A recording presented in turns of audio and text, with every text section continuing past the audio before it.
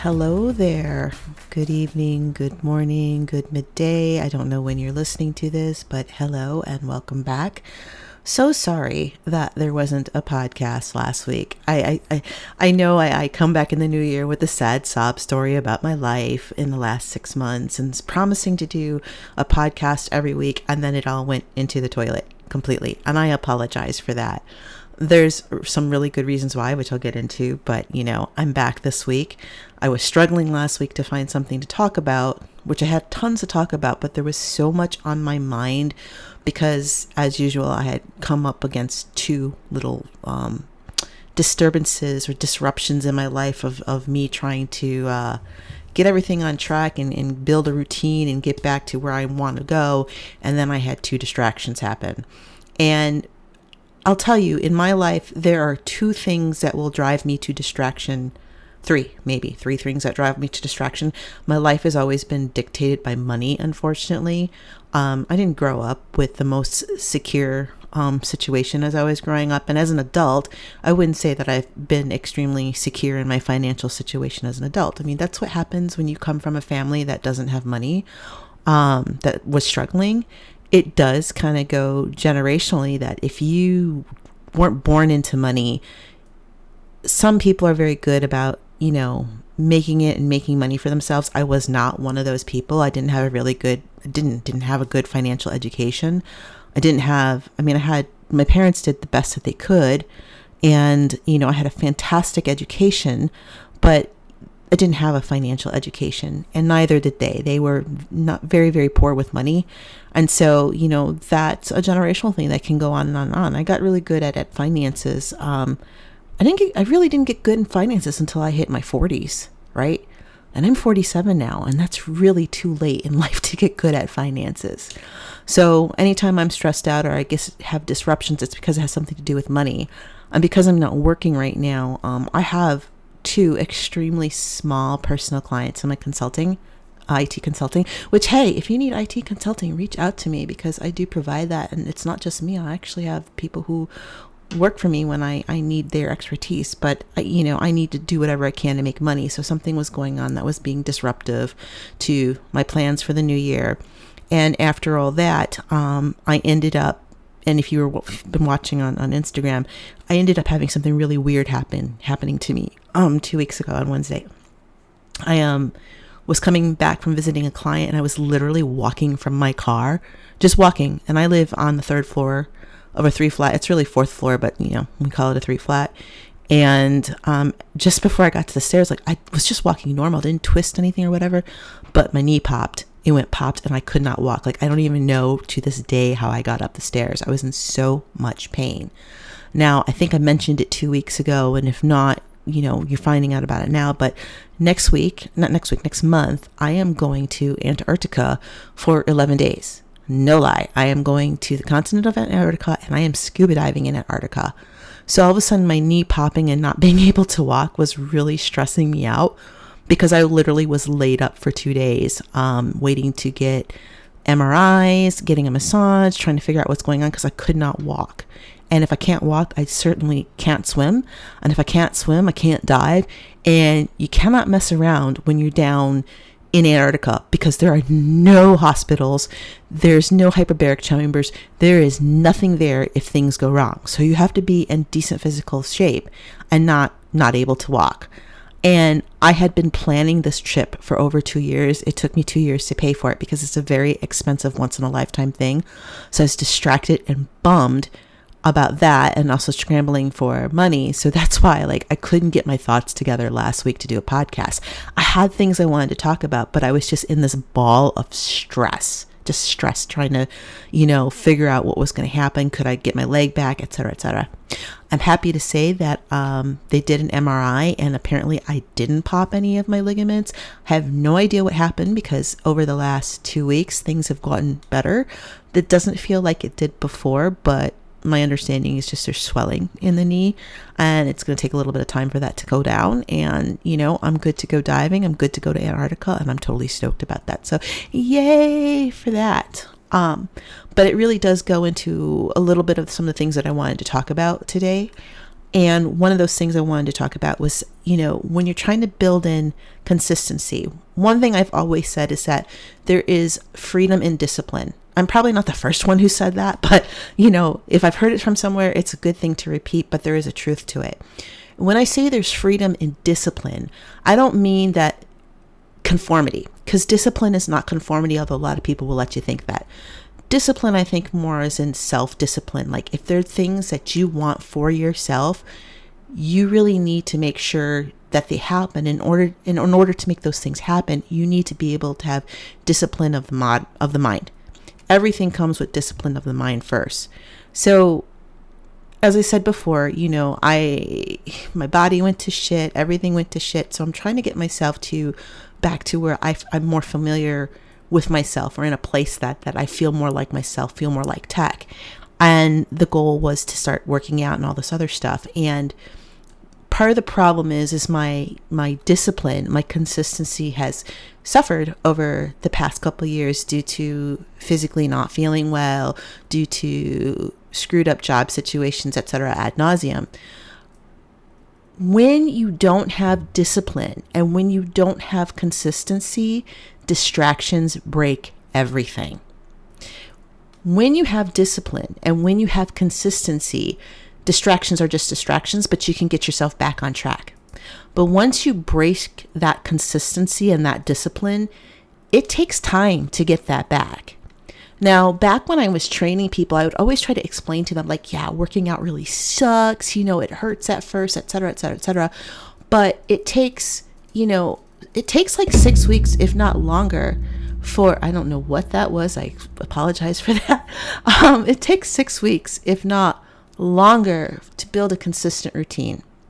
So even if you don't like working out, just to be able to make sure that you plan out when those days that you're going to work out, or plan out those days when you're going to study to learn something, etc., you need to stick to that schedule, even if you're not doing something with it. And what I mean by that, it's like right now, I've been trying to go back to jujitsu. I want to build consistency. I can't roll in jujitsu like I used to. I don't have the cardio. I don't have the physicality that I once did. I know that I can get better than I am right now. And I honestly believe I may not be what I was, but I can get back to some semblance of, prowess on the mats, if you want to call it. But in order to do that, I have to be consistent in my training. And that means even if I'm not rolling, even if I'm only just doing 15 to 20 minutes of technique, I go to jujitsu. So you may not know, but I drive all the way up to Milwaukee to train with Daniel Wanderlei at Wanderlei Brazilian Jiu-Jitsu. And I'm hoping to have him on as a guest on this podcast to talk to him about his school and working with some of the guys that are in the UFC and in Bellator. But he has got to be, out of all of the jiu-jitsu teachers that I have worked with, and I have worked with quite a few, at least for me, the best jiu-jitsu teacher that I have ever had. And I like him because he's very good at explaining techniques. But sometimes when you have a jiu-jitsu teacher, they'll explain techniques that really work for their own body type and their own style. And if you don't have their type of body type, some of these particular techniques won't work for you, or you can't get them in the position that you want to. And he is so good at teaching alternatives so that you can get in the position that you need to in order to get the submissions. And one of the things that always comes to mind is triangles, a triangle choke.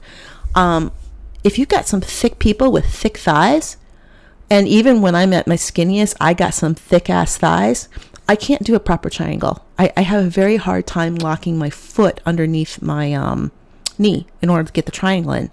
But I can do a diamond. I can get that position in, and I can still get the same type of choke. It's a triangle choke, but I'm doing it as a diamond.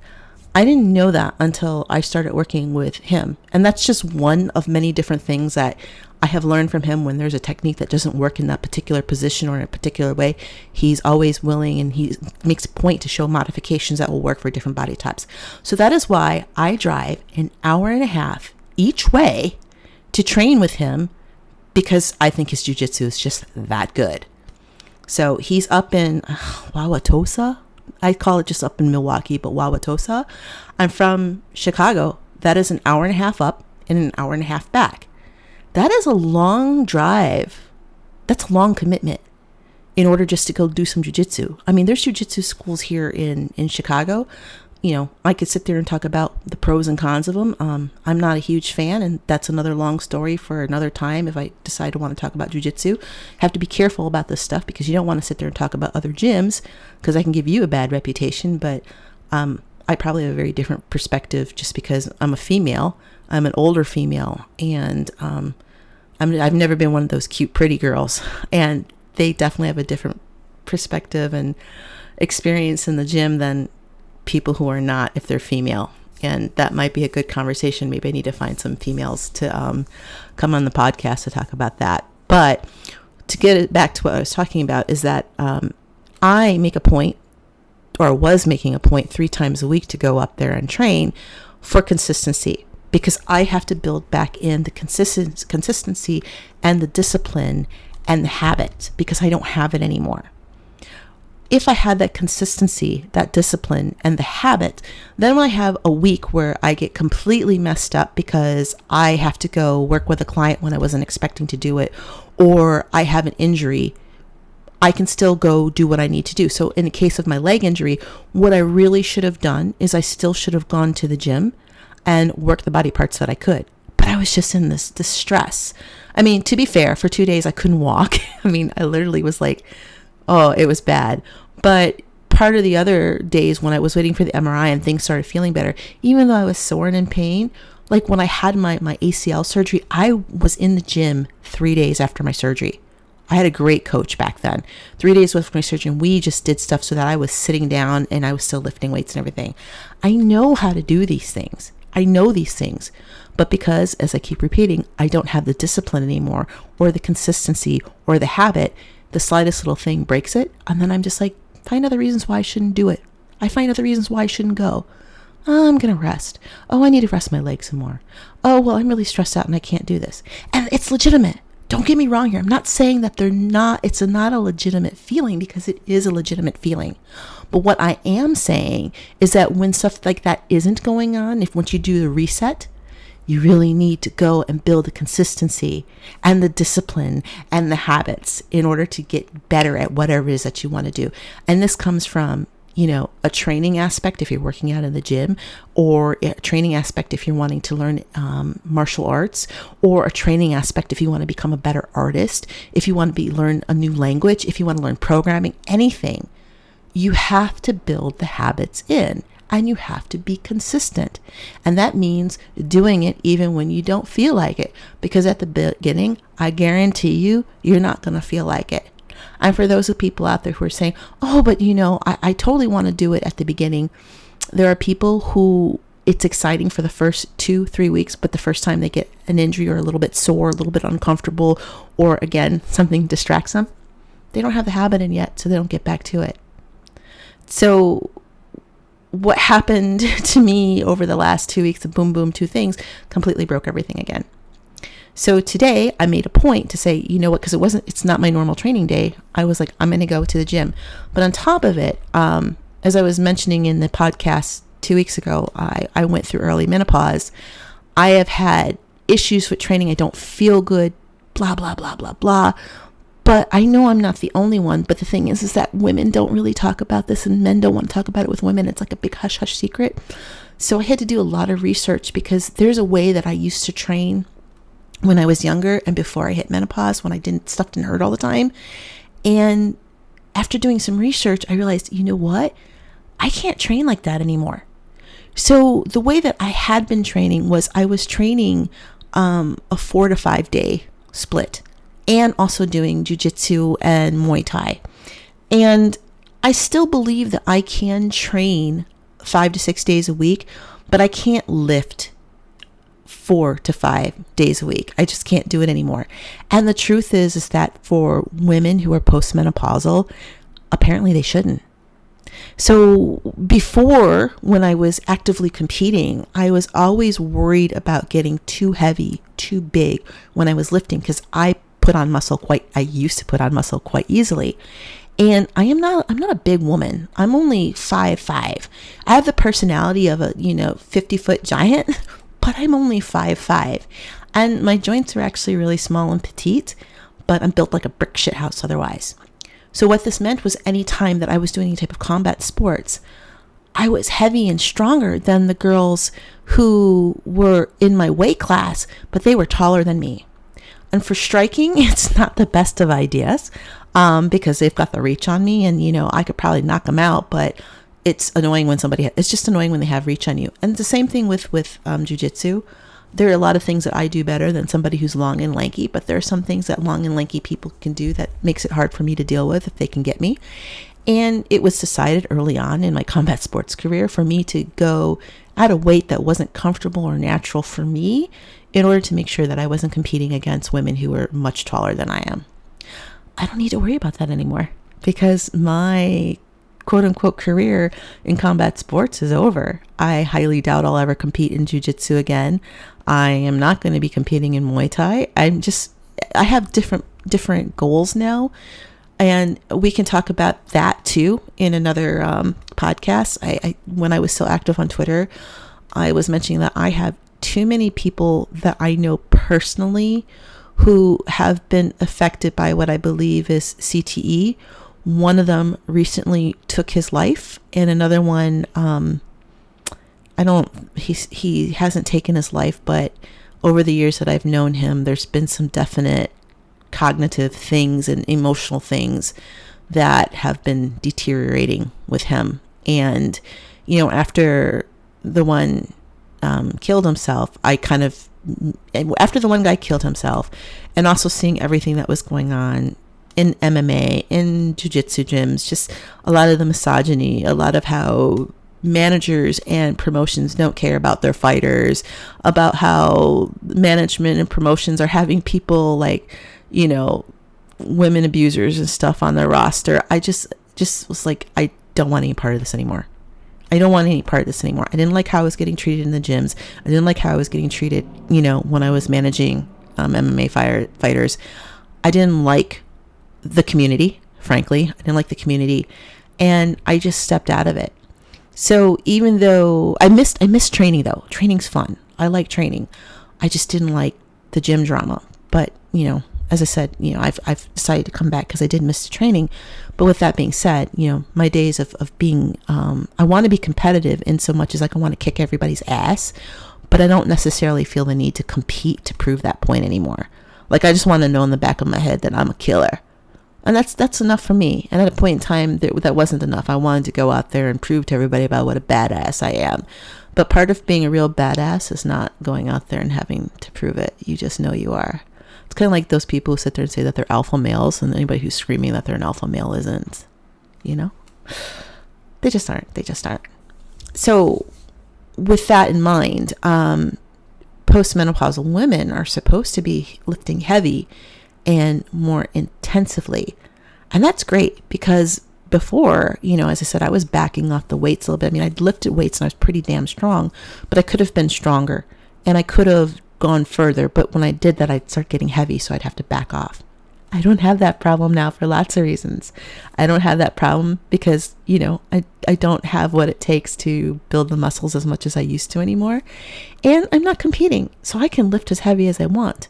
So, that's why I'm moving to a 3-day split to see how that goes for a while. I'm still, and the way that's working is I was trying to lift weights and go to jiu-jitsu on the same days, but what's going to happen is I'm going to lift weights, go to jiu-jitsu the opposite days. So I'll do jiu-jitsu, swimming, and then lifting the opposite days. And that gives me 2 days off, which is a lot. And it's just having to try new and different things because, as I said, these are things that you have to do research because nobody tells you. At least nobody told me.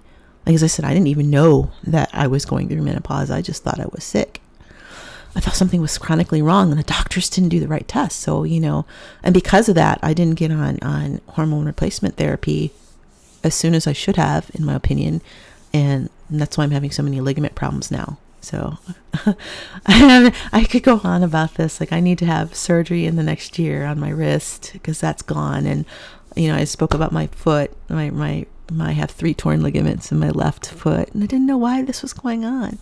And then I did something to my knee 2 weeks ago, God knows why.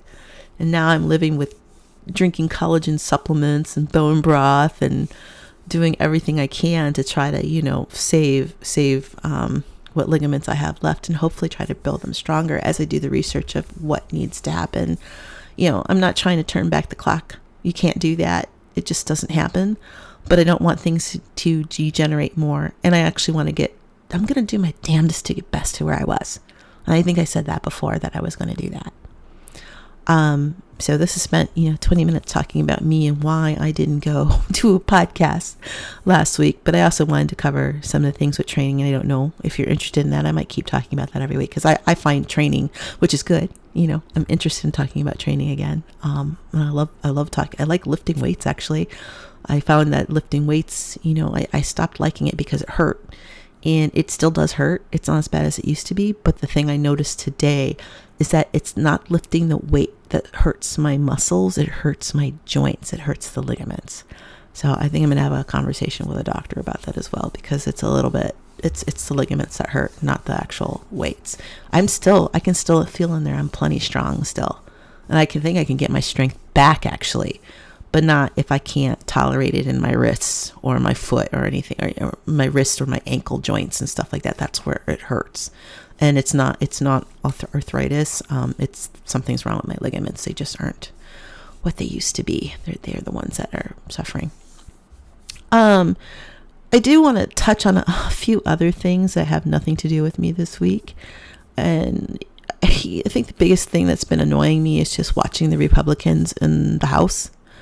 Apparently the most important thing is to make sure that you can smoke in the House areas in Congress. That's, was the big thing that the Republicans got done last week, was making sure to enact smoking again.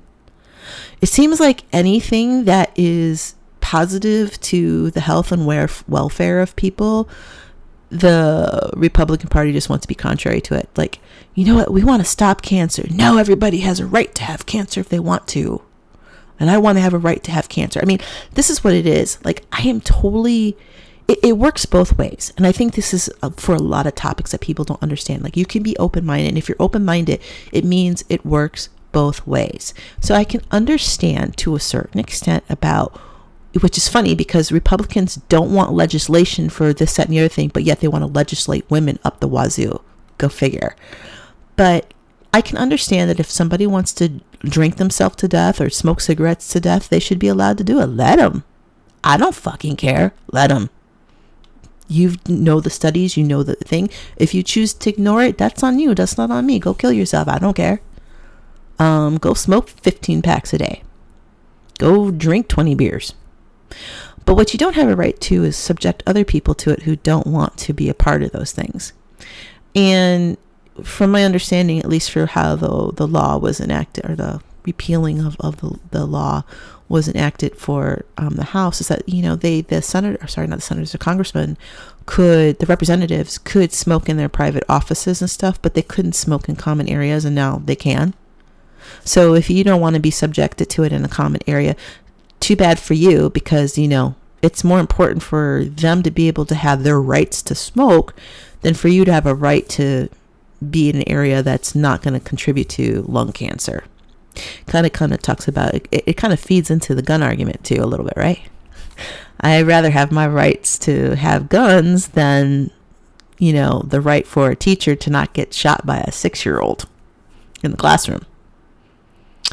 I don't get it. I just don't get it. And I mean, I'm going to back it up because you guys know that I own guns, but you know why I own guns. And when you take everybody else's gun, I will be the first in line to give you mine back. But you got to take it away from them before you take mine, because I don't trust them. This marching about, they will replace us and all this other crap and all the racism and crap that's just, exploded. It hasn't exploded, but it has exploded out in the open in the last 7 years. I didn't buy my first gun until Trump was elected, but I still am of the opinion that, there should be some regulations on firearms, and there should be regulations about smoking in public areas. There's nothing wrong with that. But, it's more important for our friends, the Republicans, to make sure people can smoke wherever they want to. And elect people who lie and lie and lie and lie about their background, and it's just all clown shoes. It's all clown shoes. And I kind of wanted to, I think the smoking thing happened this past week, but I did want to, talk about it a little bit, what was going on in Congress, because I just don't know. I was thinking about this week, or today actually. And, I know I have some people who are international who listen to this, and I clearly come from an American perspective. Okay, I do. But I don't necessarily, let me talk about America for a moment, because I'm pretty well traveled. I like how clean our streets are for the most part. And I live in Chicago, and this is something that it's, I guess a lot of U.S. towns for the most part are kind of clean. They're organized. When I say organized, how the streets, like you see the streets are for the most part aren't usually completely filthy. You don't see telephone poles and wires and stuff all over like you do in some Asian countries, and even in South America. I mean, it's a privilege. I like being able to go to the grocery store and have, the grocery stores, which is a catch-22.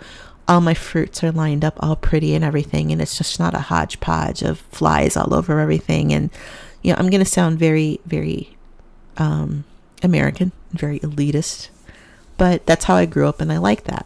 Okay? And here's where I'm going to get in trouble with a lot of people. I like those things about America, but I don't necessarily like Americans. And I don't necessarily like American culture. And I'm going to get in so much trouble for saying that. And I think that's why I really want to move out of the U.S. so badly. I mean, my eyes were opened quite a bit, going through some of the tax issues that I've been going through, and student loans, and just observing what's going on with social media, and again, what's going on with our own government. And I just don't want to be bothered. I'm just like so sick of the bullshit. I am so sick of people who just don't seem to want to work together. And the United States isn't the only country that has these issues. There are other countries that are, and I'm sorry, the cat woke up. There are other countries that have issues like this, and they have issues like this, and they have different issues. They have different issues that if I was there, I probably wouldn't like it. But I do know that I just feel nickeled and dimed. I feel over controlled. I feel like today when I was driving back from the gym, now we have unmarked police cars on Lakeshore, DuSable Drive, whatever they call it now, waiting to see if people are speeding. And I don't know, it was a couple of years ago, I was reading an article or something about entrapment. Yes, you should follow the speed limit. Okay, I'm not arguing that you should follow the speed limit, but it is kind of weird that you don't see this in other countries. You don't have unmarked cars in Europe just watching people. Someone correct me if I'm wrong on that, but from what I was reading, what I've seen, I've never seen unmarked cars in Europe watching people. I haven't seen unmarked cars in Thailand watching people. Now, non-communist countries, okay, I'm going to put a little caveat there.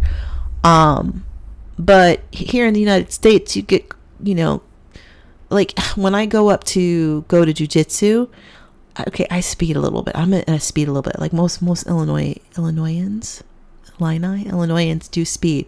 But as soon as I hit the border at the Wisconsin border, I put on my cruise control and I mark it right at 70 miles an hour.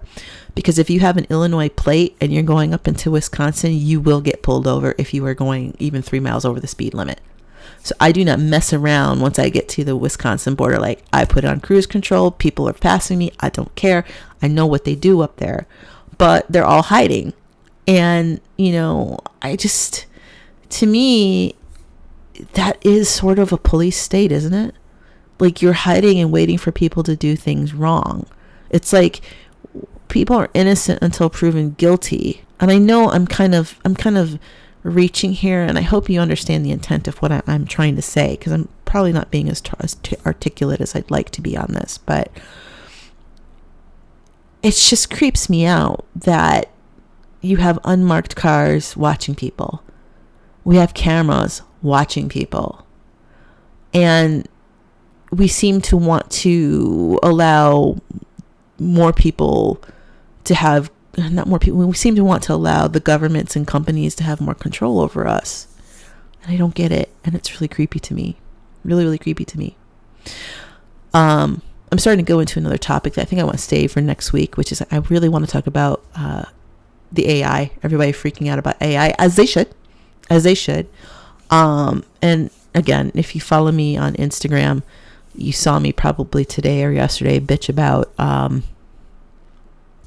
got in trouble for saying I made a snarky comment to somebody, and if you were able to read the comment, you would have known that I wasn't saying that you should kill cats. I was actually saying that, long story short, the guy was saying, because there was a cold front in Florida, and in Florida the iguanas are an invasive species in Florida, and when it gets below 50 degrees they fall out of the trees and they are catatonic and like frozen on the ground. And some guy made a comment that like, yeah, it's easier just to walk around and shoot them because they're invasive. And I made the comment saying like, well, I hope you spend your time shooting all the stray cats that are running around, because they also should not be just running around, and they are actually invasive. And I got a warning and my account restricted for saying that, because I was talking about violence against animals. And if you had read the whole conversation, understood the context, you would have known that I was kind of poking a hole on something like, you really think it's okay to shoot iguanas that are on the ground? Then if you think it's okay to shoot iguanas on the ground, then obviously it must be okay to shoot cats that are just roaming around. And I think anybody who has half a brain cell would have seen my point. But I got a strike against me for it, and my account limited because of that. Could have been the AI. Maybe there was somebody who, I'm sure the cat lovers are complaining about me saying that. Oh my God, not to Mr. Whiskers. Like, fuck off. And I really need to leave this for next week, because there's some things that YouTube has done recently as well, that just with censorship and AI and what you're allowed to say and what you're not allowed to say. But you have to view ads, or you have to view accounts of people that you don't know and don't care about. And this is getting worse. It's not getting better. Things are getting worse. But I think that's a topic for another time. I want to thank you all for spending some time with me today, tonight. And I appreciate you all. If you have any commentary, please feel free to go to wherever it is that you are listening to this podcast, or you can reach out to me on cannibalismmightbetasty.com and leave a little comment there. And eventually I will get my social media together. I'm working on it. Still haven't quite gotten the idea of how I'm going to parse all these different parts of myself out. Again, we'll talk about this next week, because censorship is a really big thing that I want to talk about. Anyways, it's been real. Thank you for your time. And hey, I really hope you have a great week. Bye.